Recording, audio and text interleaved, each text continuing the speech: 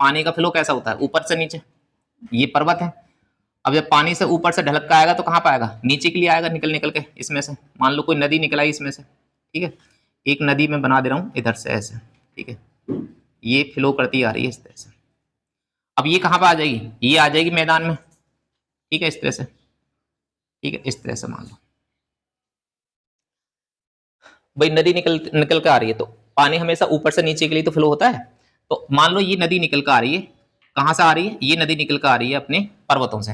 अब ये सारा ढलान एरिया है, पूरा पर्वतीय एरिया है, ठीक है, ये पर्वत है यहाँ तक लगा लो।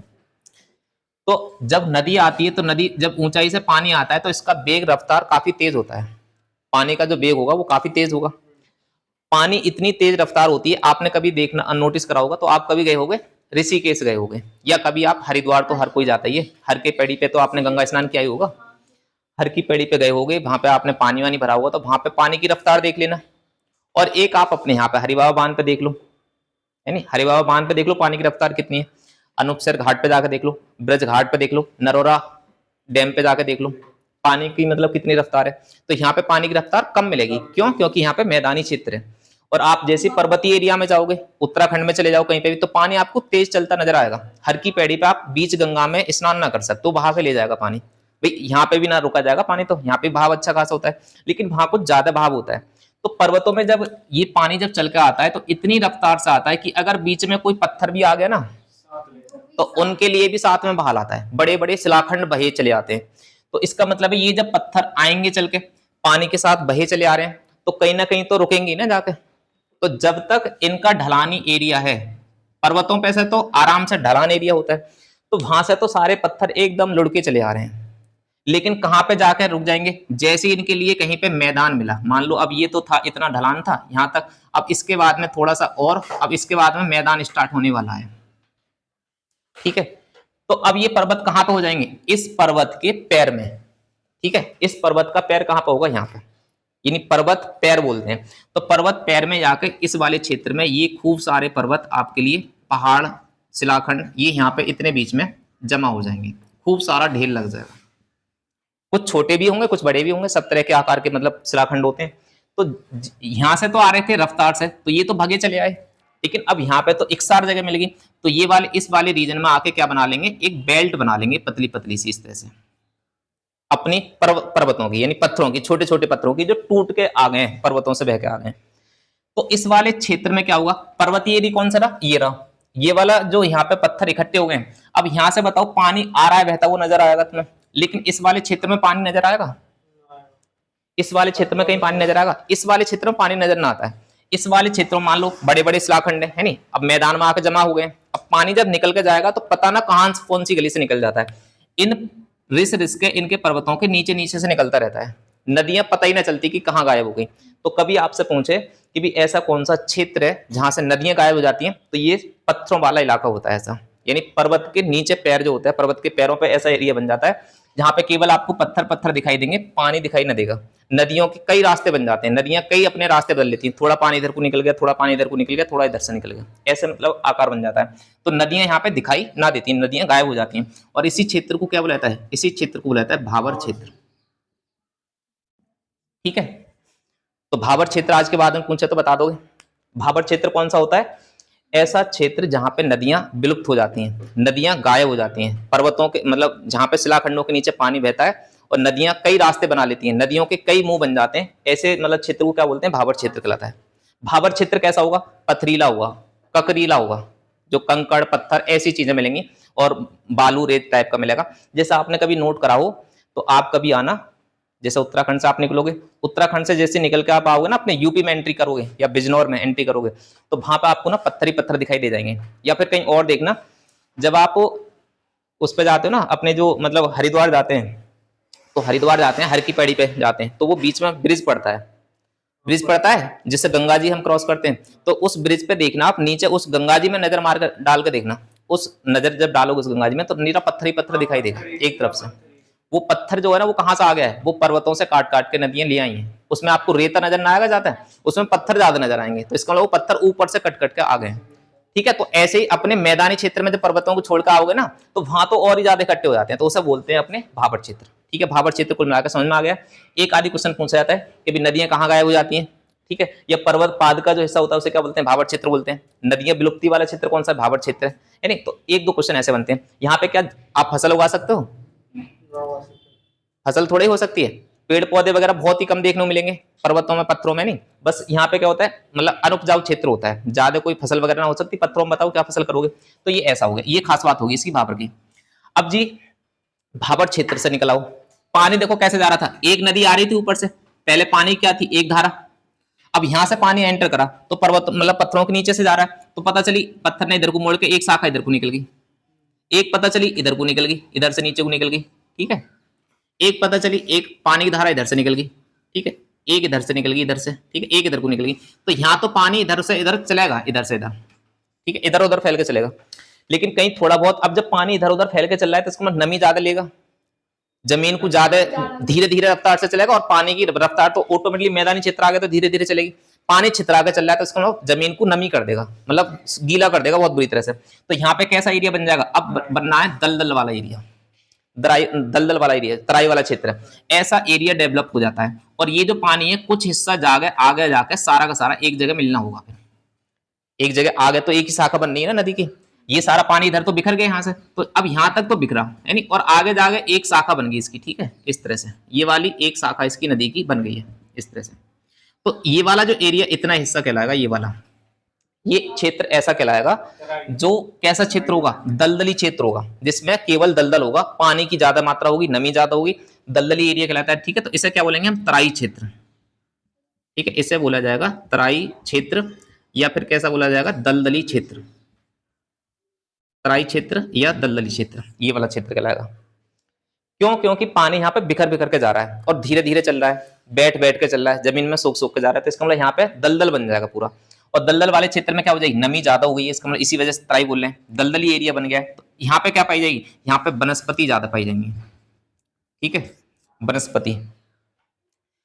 सैमल के पेड़ आपने देखे होंगे, सैमल के बड़े बड़े पेड़ यहीं पे पाए जाते हैं, ठीक है, सैमल हो गई, जो आपके बड़े बड़े जो पेड़ होते हैं, बड़ी बड़ी वनस्पतियां यहाँ पे आपकी पाई जाएंगी, बड़ी वनस्पतियां, ठीक है। और क्षेत्र खतरनाक भी होता है ये वाला, यहाँ पे बीमारियों का भी गढ़ होता है, ठीक है भाई, बीमारियों का क्षेत्र ही बोलते हैं इसे, बीमारियों का क्षेत्र।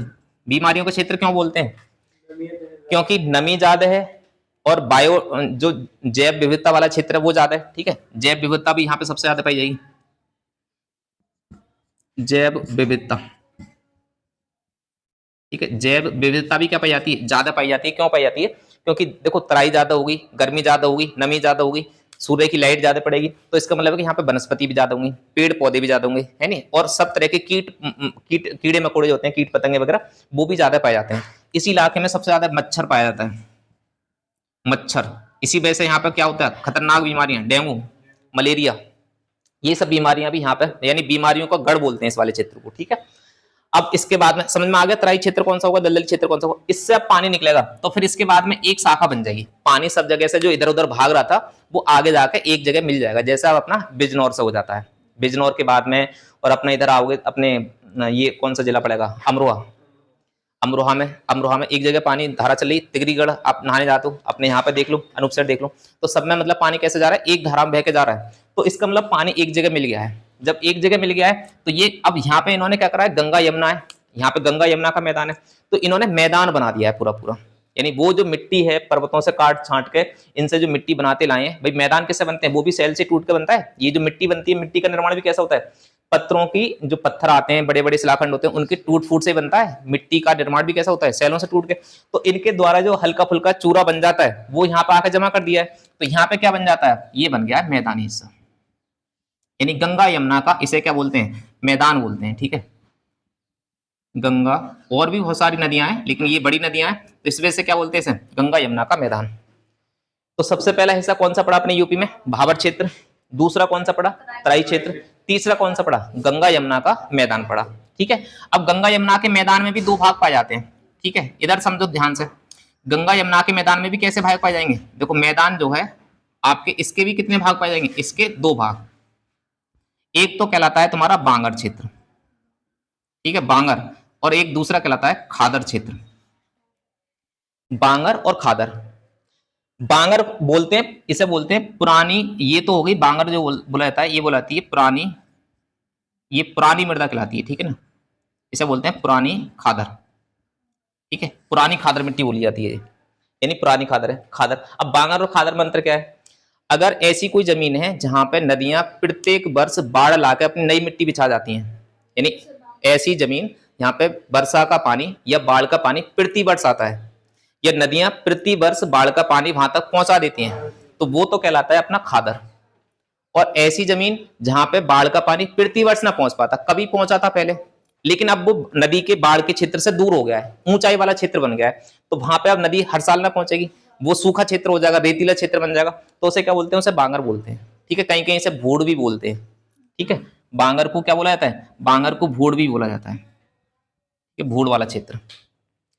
तो इसका मतलब ये कौन सा होगा? यानी जैसे अपना गंगा जी चल रही है अपने पास में, गंगा जी बहती हुई जा रही है, तो जिसमें अपनी गंगा जी का फ्लो बन रहा है, जो बेसिन है गंगा जी का, उसमें तो बाढ़ आ रही है, जैसे अपने इधर से लेके बांध से लेके और अनूपसर वाले उस ढाल तक, तो पूरा जो क्षेत्र है जो बेले में आ रहा है, वो जो मतलब गंगा जी चल रही है, वो तो पूरा खादर कहलाएगा। लेकिन अपना इधर का क्षेत्र, इस साइड में चले जाओ, ये सारा भूड़ क्षेत्र कहलाएगा। क्यों कहलाएगा? कि अब यहाँ हर साल बाढ़ ना आती है, सही है ना। तो ये वाला जो क्षेत्र होता है, साइड का जो क्षेत्र होता है, वो तो क्या बन गया? बांगर। और जो हर साल पानी का जो क्षेत्र है जिसमें बाढ़ आ रही है, वो क्या कहलाएगा? खादर कहलाएगा। खादर की मिट्टी उपजाऊ होती है, आप गन्ना बो दो बड़े तरीके से होगा, धान बो दो अच्छे तरीके से होगा, लेकिन बांगर वाली मतलब जो जमीन होती है कम उपजाऊ हो जाती है, ठीक है। इसे मतलब नई खादर बोला जाता है और इसे पुरानी खादर बोला जाता है, ठीक है ना। तो आप इस तरह से याद रखना। अब इसके बाद में क्या बना? यूपी का ये वाला हिस्सा हो गया। जब आप यूपी का ये देखोगे तो देखो, ये वाला यूपी था अपने, जैसे आपने बनाया, तो इसमें अपना पर्वतीय एरिया तो निकल गया ऊपर, ठीक है, ये तो अपनी कहानी खत्म हो गई, पर्वतीय बेल्ट तो इधर चली गई, ठीक है, ये पर्वत आपका ये तो चले गए, ये वाला हिस्सा बेल्ट बची, ये वाली, ठीक है, इस तरह से, ये इस तरह से, ये वाली जो बेल्ट थी अपनी, ये वाली कौन सी बेल्ट थी अपनी बताओ? मैप में बता दे रहा हूँ मैं, देखो आप इस क्षेत्र से लेके, सहारनपुर से लेके, और यहाँ पे सबसे लास्ट का जिला इधर कौन सा पड़ेगा? महाराजगंज। तो महाराजगंज तक आओगे तो ये कौन सा क्षेत्र है? ये वाला क्षेत्र है भाबर, ठीक है, ये क्या कहलाएगा? भाबर। आप इसके नीचे जाओगे तलहटी में, हल्का हल्का किनारे किनारे पे, ये वाला जो क्षेत्र है, नमी वाला क्षेत्र, तो ये कौन सी बेल्ट बन गई? ये बन गई तराई, तराई और दलदली क्षेत्र, ठीक है। और ये वाला कौन सा बन गया? ये बन गया भाबर। इसके नीचे गंगा यमुना का मैदान बना रखा है पूरा ये, ठीक है, ये वाला, ठीक है, ये वाला जो मैदान है,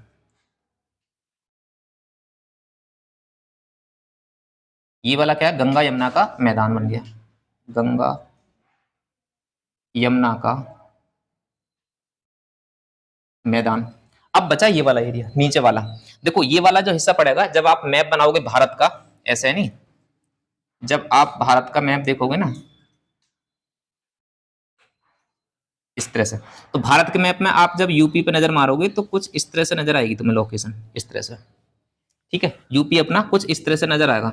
जब आप ऐसे यूपी को देखोगे ना, तो ये वाला जो हिस्सा है ना, वो अपना कौन सा है? ये नीचे जो हिस्सा पड़ता है, ये पड़ता है दक्कन का पठार।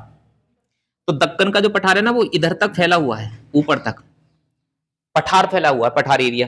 तो अपने यूपी में भी पठारी एरिया जाता है, तो इसका मतलब है ये वाला जो एरिया बचा, ये वाला कौन सा बचा? पठारी एरिया बचा, ठीक है, पठारी क्षेत्र। तो ऐसे अपने यूपी के कितने भागों में बांट लिया अपने? 4 भागों में पढ़ लिया, या मेन 3 भाग, एक तो भाबर क्षेत्र हो गया, एक ये वाला हो गया। अगर आप तराई को भी अलग लगाओगे तो फिर 4 भाग हो गए, एक तो भाबर क्षेत्र, एक तराई क्षेत्र, एक गंगा यमुना का मैदान, और एक पठारी क्षेत्र। पठारी क्षेत्र में क्या होगा? खनिज लवण वगैरह ज्यादा पाए जाते हैं, जैसे अपना ये वाला सोनभद्र जिला है, ठीक है, सोनभद्र हो गया। ये वाला कौन सा है? ललितपुर है।